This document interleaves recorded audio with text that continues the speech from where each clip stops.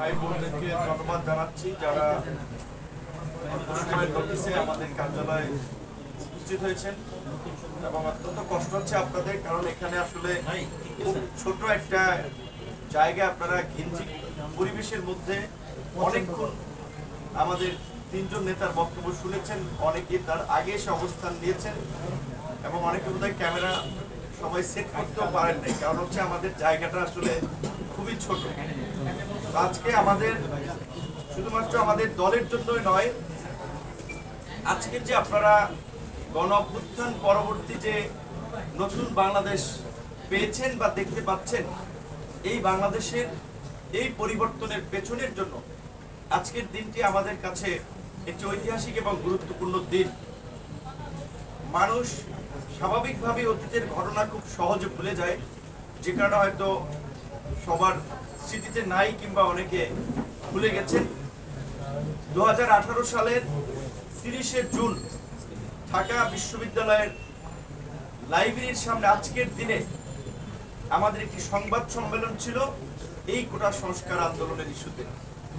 আপনারা দেখেছেন সেদিন আমি মহসিনের ছাত্র ছিলাম, হল থেকে বের হয়ে লাইব্রেরির সামনে আসব, আমাদের আহ্বায়ক হাসান আল মামুন ভাইকেও ফোন দিয়েছিলাম যে আমরা তো সংবাদ সম্মেলন করা লাগবে, আসেন।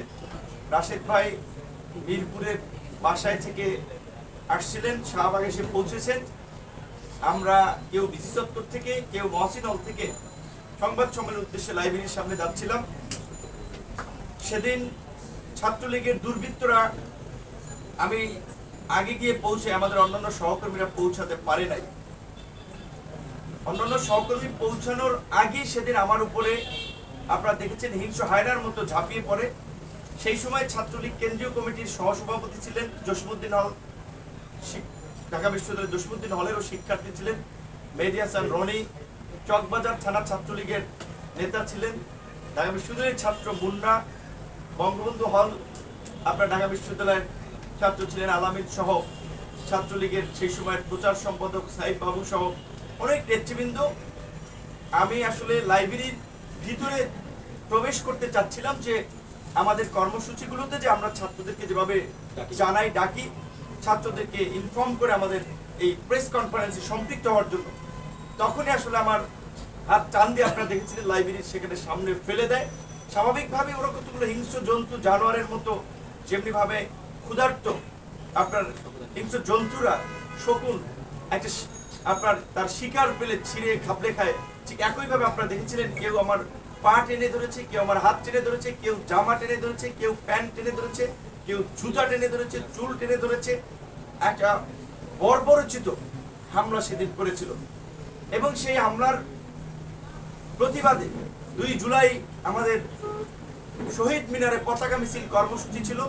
সেদিন আমার বাম পাশে আমাদের কোটা সংস্কার আন্দোলনের যুগ্ম আহ্বায়ক ফারুক হাসান ভাই সহ ইডেন কলেজের শিক্ষার্থী লুৎফুন্নাহ রুমা, ঢাকা বিশ্ববিদ্যালয়ের বিজনেস ফ্যাকাল্টির শিক্ষার্থী সাফা লুবনা সহ অনেকে আহত হয়। রাজশাহীতে তরিকুল আপনার হাতুড়ি দিয়ে পিটিয়ে তার মেরুদণ্ড ভাঙে, এই বর্বরতা বাংলাদেশ দেখেছিল। এই রকমের একটা পরিস্থিতির মধ্যেও কিন্তু আমরা হার মানি নাই। আর ইতিমধ্যে আমাদের আন্দোলনের অন্যতম অনেক নেতৃবৃন্দ রাশেদ ভাই সহ মাহফুজ অনেকে গ্রেপ্তার হয়, আমরা হাল ছাড়ি নাই। সেই 30শে জুন হামলায় আক্রান্ত হয়ে 1 মাস বেডে থেকে আমরা ঠিক 1 মাস পরে আপনার 30শে জুলাই ঢাকা বিশ্ববিদ্যালয়ের শিক্ষার্থীদেরকে আবার আন্দোলনে ডাকার জন্য আমরা গিয়েছিলাম এবং আমরা বলেছিলাম যে ঢাকা বিশ্ববিদ্যালয়ের শিক্ষার্থীরা যদি সন্ত্রাসীদের বিরুদ্ধে একটা হুঙ্কার দেয় তারা ক্যাম্পাস ছেড়ে পালাবে। আপনারা দেখেছেন সেই 2018 এই লিগাসি এই শিক্ষা থেকে এই 24-এর এই আন্দোলনে আমাদের সহকর্মীরা সহযোদ্ধারা কিভাবে ছাত্র এই একটা কোটা সংস্কার আন্দোলনকে একটা রাষ্ট্র সংস্কারের আন্দোলনে রূপ দিয়েছিল। একটা